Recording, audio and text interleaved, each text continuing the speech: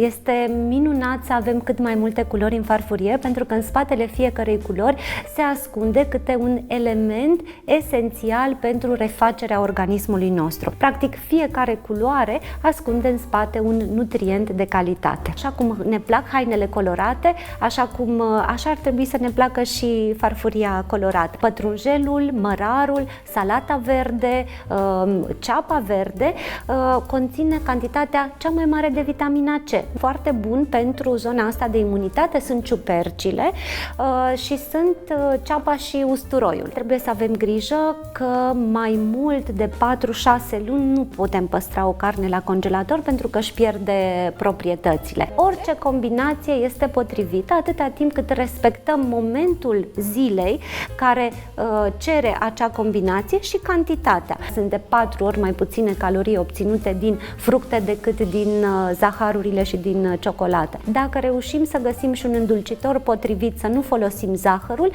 bezeaua cu fructe, din punctul meu de vedere, este cea mai bună prăjitură.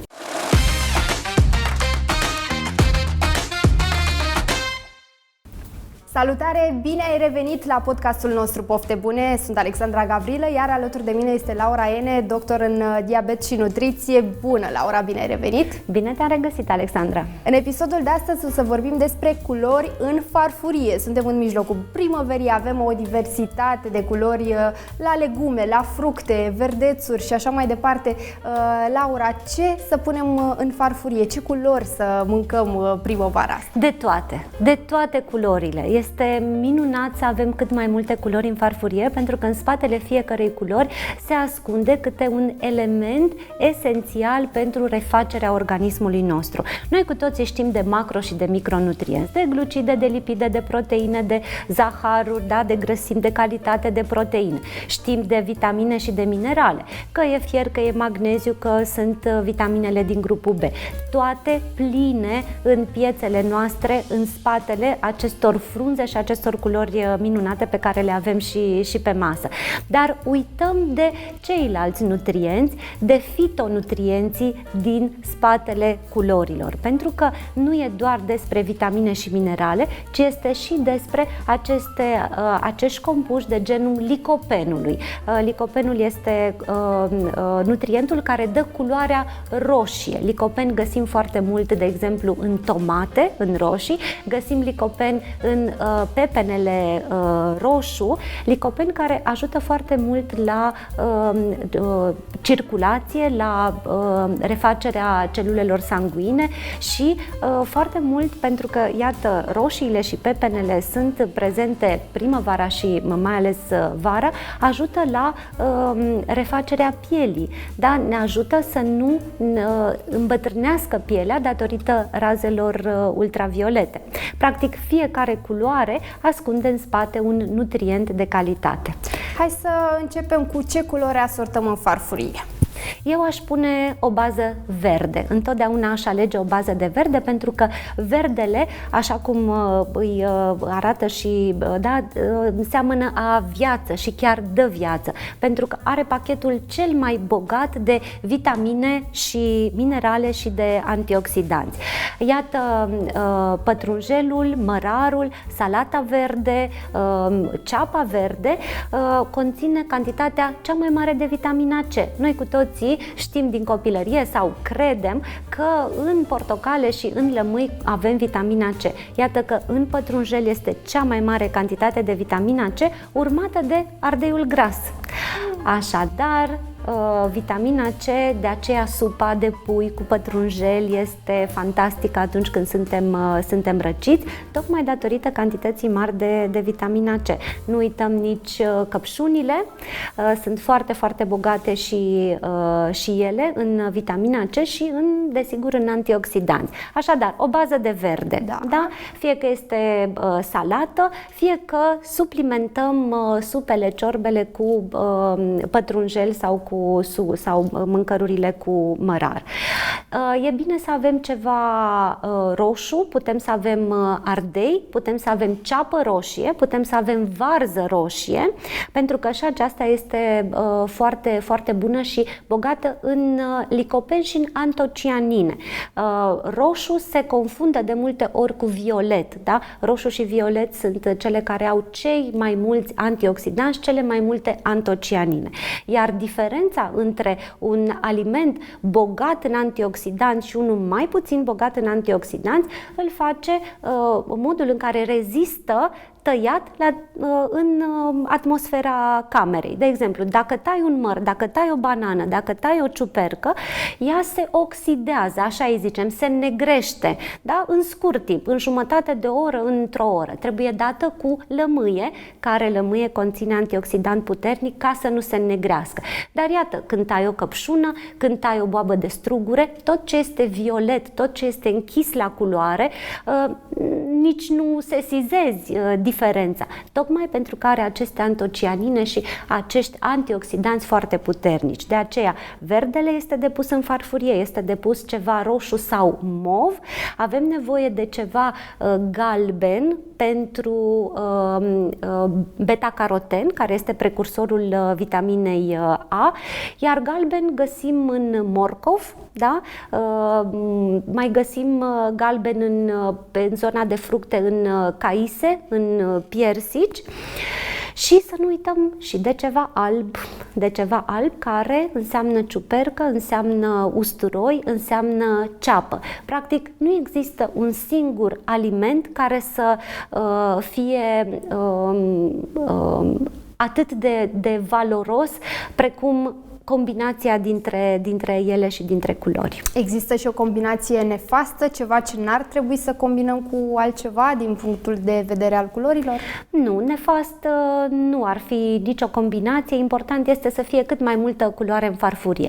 De exemplu, copiilor care refuză legumele și nu vor să mănânce și nu le place nici aia, nici ailaltă, întotdeauna îi întreb, hai să le alegem pe culori. Hai să alegem să mâncăm în fiecare zi câte o legumă diferită sau măcar din legumele sau fructele roșii. Dacă mănâncă una într-o zi, eu sunt foarte mulțumită. Să alegem o legumă sau un fruct portocaliu. Nu se poate să nu găsim o culoare pe care să o tolereze. Să fie ceva verde, să fie ceva albastru sau închis la culoare, să fie ceva roșu și atunci toată paleta de culori fiind prezentă în farfuria noastră sau pe parcursul unei zile, am siguranța că îmi iau toți nutrienții de care am nevoie. Putem să recomandăm ceva oamenilor în funcție de afecțiuni? În funcție de afecțiuni se poate recomanda, de exemplu, spuneam vitamina C atunci când suntem răciți, pătrunjelul, dar foarte bun pentru zona asta de imunitate sunt ciupercile și sunt ceapa și usturoiul. Ciupercile, când vorbim despre ciuperci, anumite tipuri de ciuperci sau toată gama de ciuperci? Toată gama de ciuperci. Important este să le gătim cum trebuie, să nu le punem prea mult ulei, să nu le călim în ceapă și să nu prăjim ceapa respectivă, plus că sunt anumite alimente care își îmbogățesc capacitatea antioxidantă tocmai prin gătire. Așadar, nu doar lucrurile crude sunt potrivite, ci și cele gătite. De exemplu, ceapa, morcovul, fasolea verde, păstăile, își cresc capacitatea antioxidantă atunci când sunt gătite, dar când sunt sotate și nu prăjite în ulei. Am mai avut noi o discuție despre ulei și despre cantitatea potrivită.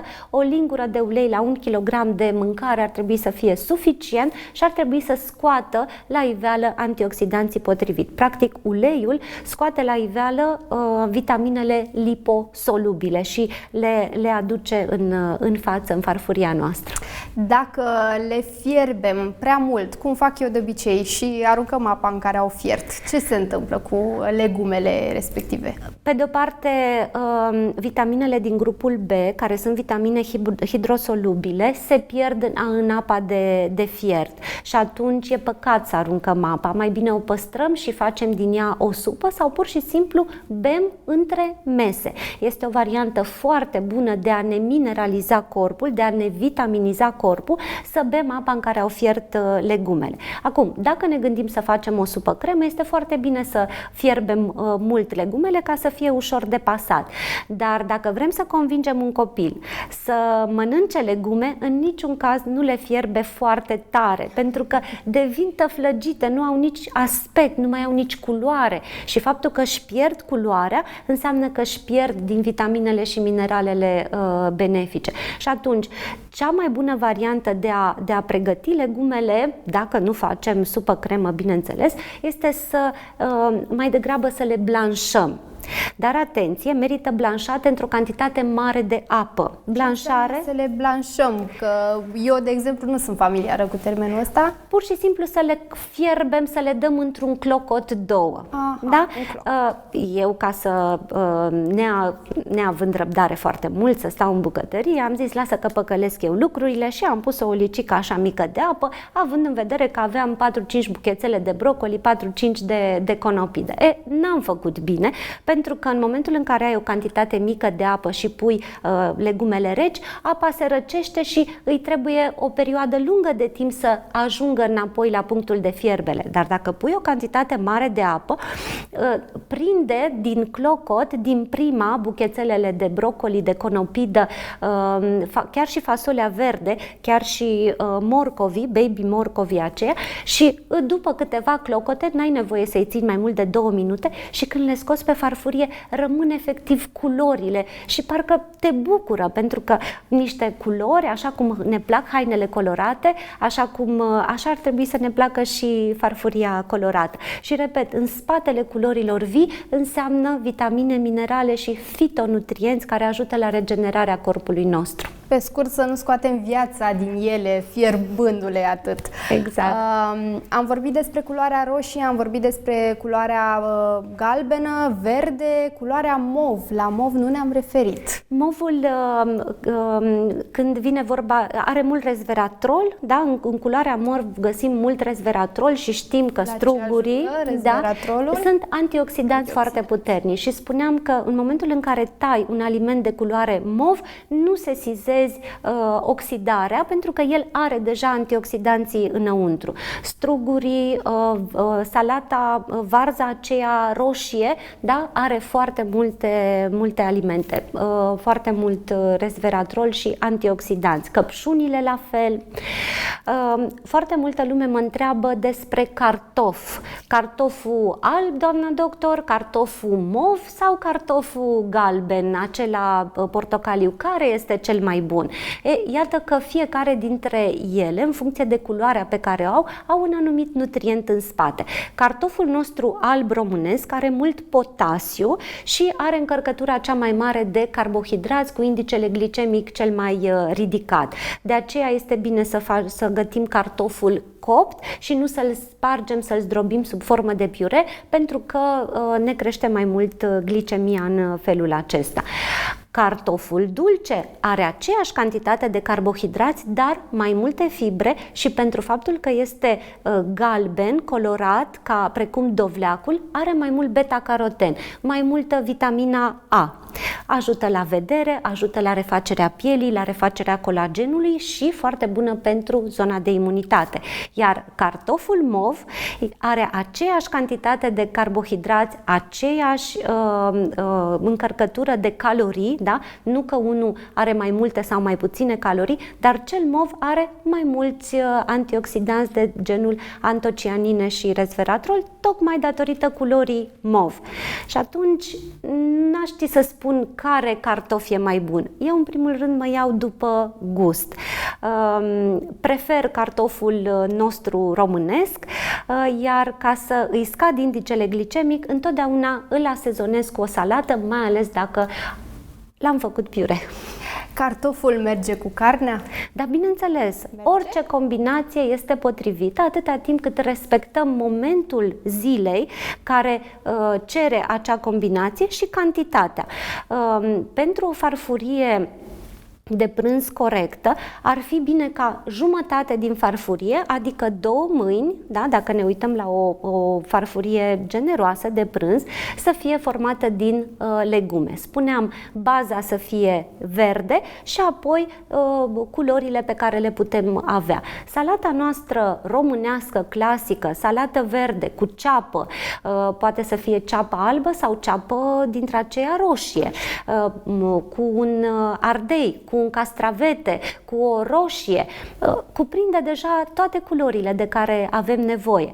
Alături este nevoie un sfert să avem garnitura de carbohidrat sau de care înseamnă cartof, fie el alb, fie el dulce, fie el mov, oricum vrem, este ideea de gust, da?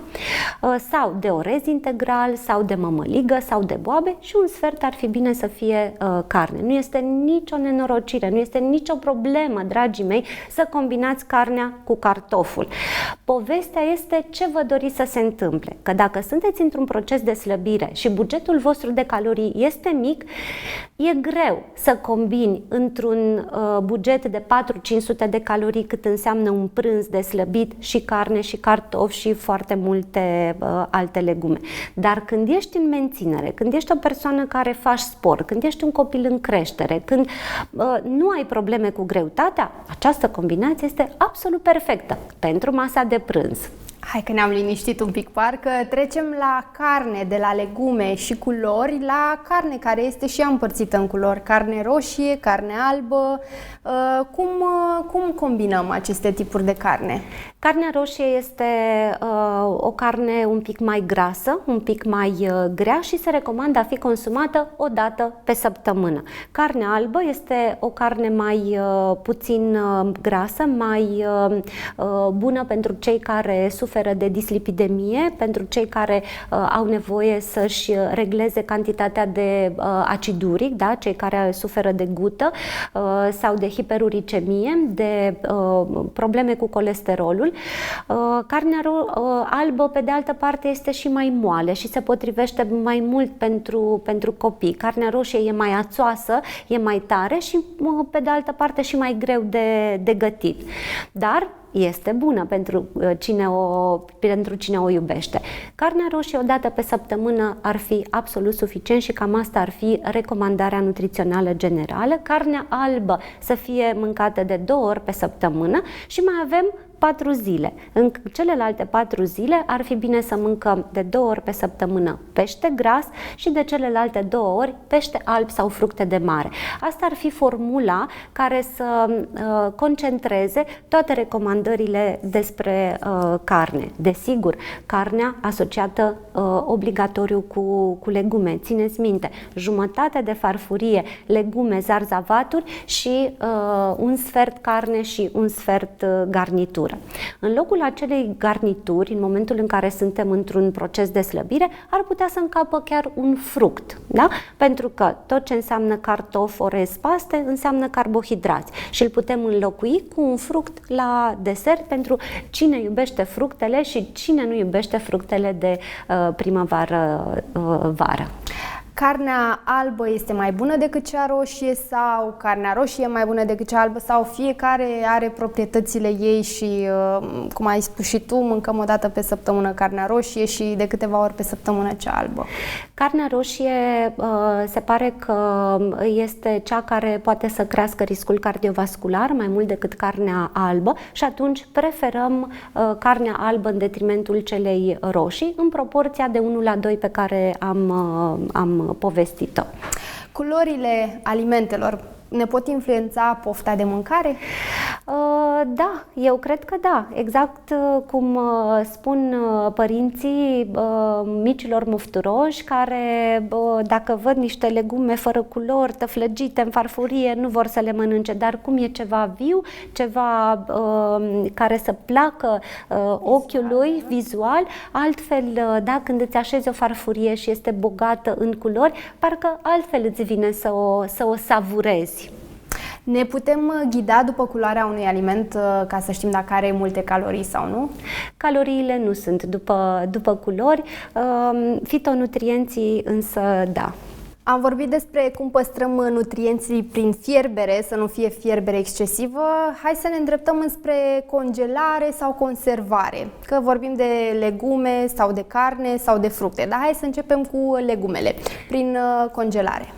Cea mai bună formulă de a păstra toți nutrienții, vitaminele și mineralele fructelor și legumelor este să le congelăm. Ca să obținem varianta cea mai bună este să le recoltăm în sezon, așa că fiecare moment în care apare o legumă, apare un fruct, ar fi bine să ne facem rezerve și să ne facem stoc în congelator.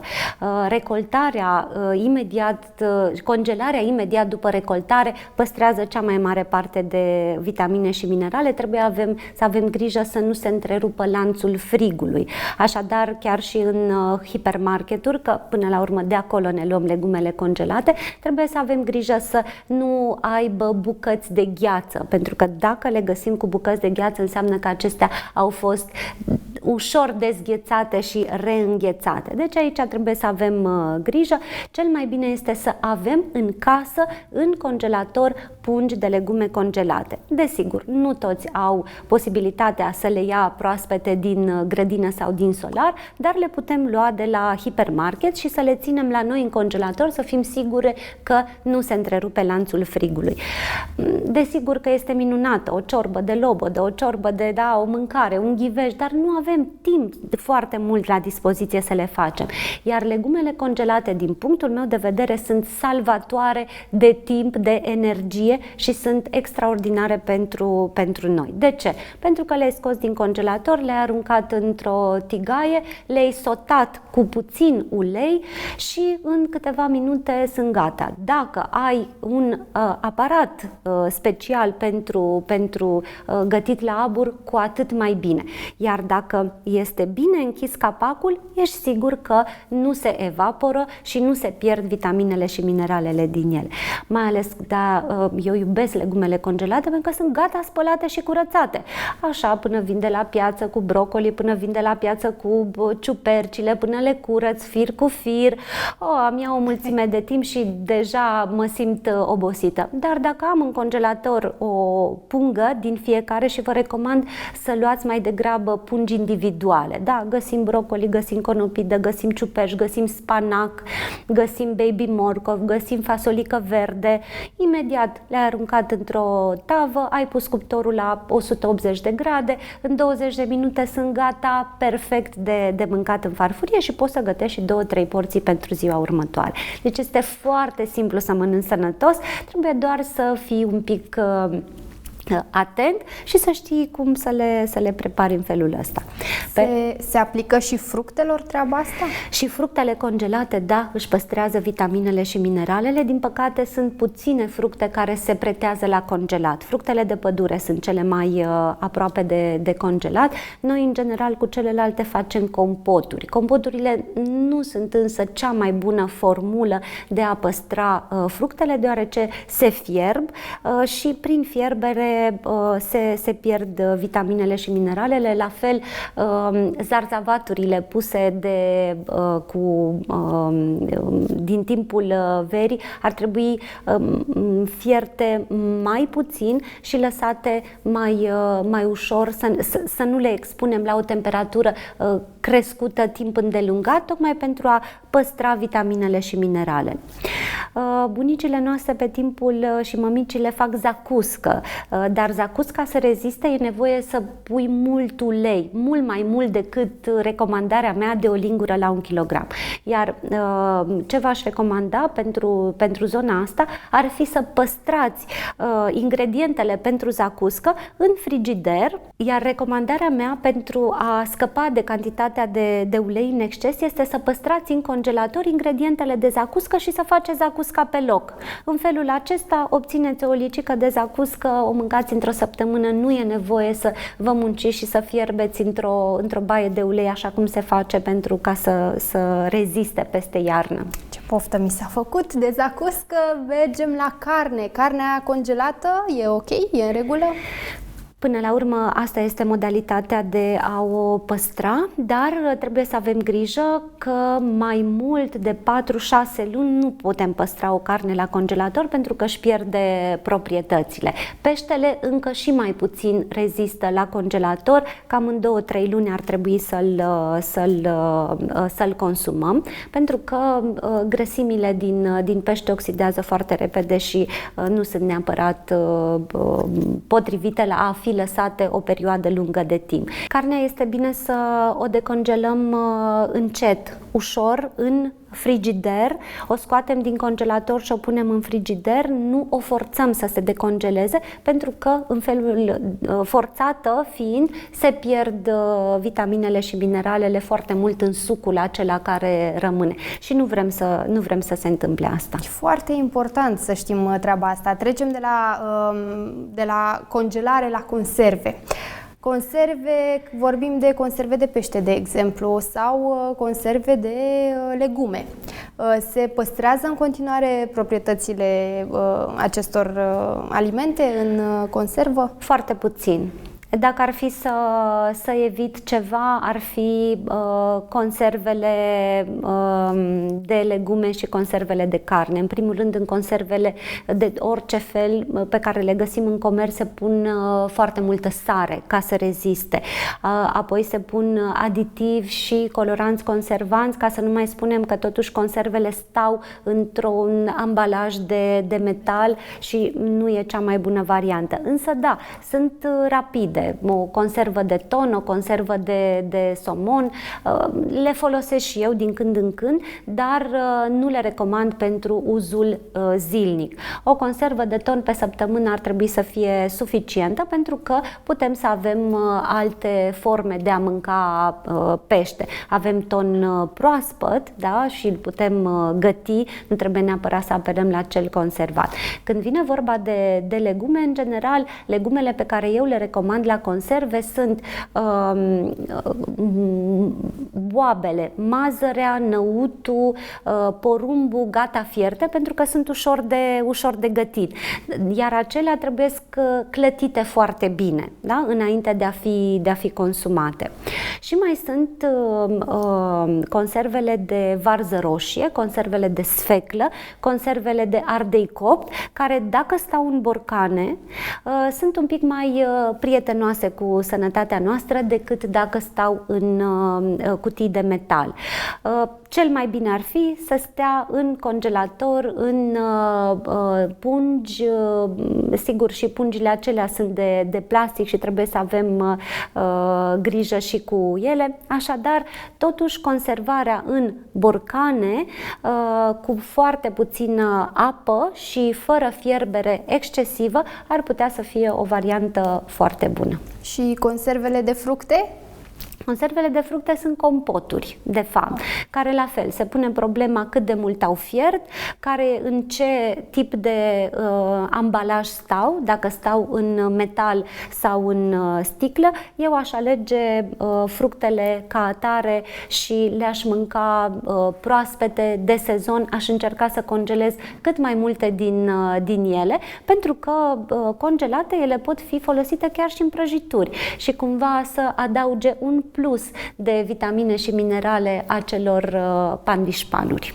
Pentru cei mai neinspirați dintre noi, dă-ne câteva exemple de mâncăruri rapide, că e vorba de conserve de fructe sau mâncăm legume congelate. Câteva exemple așa ca să audă și oamenii care ne privesc în acest moment. Pentru mine cel mai simplu este să am o salată verde gata tăiată. De obicei îmi cumpăr 2-3 salate verzi și vin acasă și le spăl pe toate și le țin în boluri, da, acoperite cu un capac. Rezistă foarte, foarte bine. Mult mai bine rezistă salata verde spălată decât lăsată efectiv așa în frigider. Nu e mare lucru să tai o salată, să tai o ceapă, să tai o roșie, un ardei. Cât se frige o bucățică de carne, salata este gata. Pentru mine asta este cina perfectă. În momentul în care vreau să gătesc, folosesc ori legume congelate și v-am zis, le pun în cuptor, având grijă să aleg cât mai multe culori, da? Brocoli care e verde, conopida care este albă, morcovul care este portocaliu, pot să pun și câteva felii de roșii și cumva am aproape toate culorile. Le-am pus la cuptorul încălzit la 180 de grade, în 20 de minute sunt gata. Pun desigur și condimente spre final, stropesc cu câteva pufuri de ulei. Atenție să vă luați spray de ulei ca să pulverizați uleiul peste legume și să scoateți vitaminele liposolubile din ele și condimente desigur la final. Iar când am legume și am timp și chef să le gătesc, pun morcov, pun rădăcinoase, pun un cartof tăiat în 2 sau în 4, nu tăiați legumele foarte mici, pentru că dacă le expuneți foarte mult la apă, din nou se pierd nutrienții. Legumele trebuie tăiate cât mai mare, în bucăți cât mai mari, tocmai pentru a scădea expunerea la apă, la fierbere și la temperaturi mari, ca să nu își piardă nutrienții. Aviz doamnelor și mamei care m-a învățat să tai foarte mărunt toate legumele pentru ciorbă, de exemplu.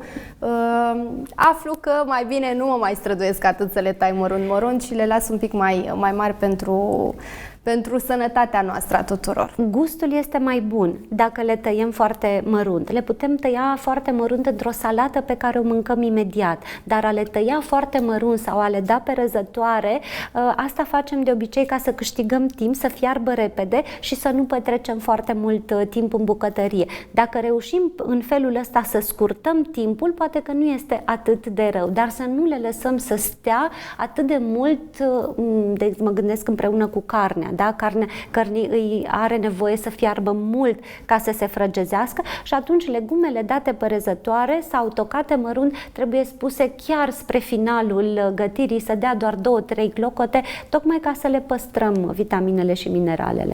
Trecem de la legume și fructe la prăjiturile cu fructe. Sunt mai în regulă din punctul ăsta de vedere să mâncăm o prăjitură cu fructe? Deci nu mâncăm cu ciocolată, dar cu fructe, hai că poate e mai sănătoasă, între ghilimele. Da, cu siguranță poate să fie mai sănătoasă, cu condiția să o facem în casă. Da? Ciocolata înseamnă calorii multe, 100 de grame de ciocolată se duc în 400-500 de calorii, pe când 100 de grame de fruct, cel mai caloric fruct fiind banana, de exemplu, se duce în 100 de calorii. Deci nu se compară, sunt de 4 ori mai puține calorii obținute din fructe decât din zaharurile și din ciocolată. Și de aici discuția că ar fi potrivite. Cea mai bună formulă de prăjitură cu fructe ar fi bezeaua cu fructe, pentru că de fapt bezeaua este albușul oului. Dacă reușim să găsim și un îndulcitor potrivit, să nu folosim zahărul, bezeaua cu fructe, din punctul meu de vedere, este cea mai bună prăjitură. Eu ce mai fac pe perioada verii, mai coc mere pe care le mănânc cu înghețată. Este desertul preferat. Mărul acela prin coacere se îndulcește foarte mult, nu mai are nevoie nici de zahăr, sau dovleac copt dacă am, și cu câte o cupă de înghețată este prăjitura perfectă, dietetică pentru mine. De banana bread, ce părere ai? Că a fost la un moment dat pe tot internetul, toată lumea făcea banana bread și te-am auzit spunând că banana totuși e destul de calorică. Face parte din fructele cele mai calorice, depinde cum faci banana bread, că dacă pe lângă banană adaugi și fulgi de ovăz, regăsești la fel de multe calorii precum dacă ai adăuga făină. Adică atenție la numărul de calorii inclusiv din fulgii de ovăz. Dar dacă faci o banana bread, eu știu, simplă, doar cu un pic de ou și nu pui alt adaos și reușești să coci cu un pic de bicarbonat sau de praf de pop, atunci poate să fie foarte, foarte ușor și foarte puțin caloric. Contează foarte mult cum le facem. Laura Ene, doctor în diabet și nutriție, mulțumim mult de tot că ai fost alături de noi toți. La Pofte Bune am mai încheiat un episod, ne reauzim data viitoare. Numele meu este Alexandra Gavrilă. Mulțumesc că ne-ai urmărit până în acest moment.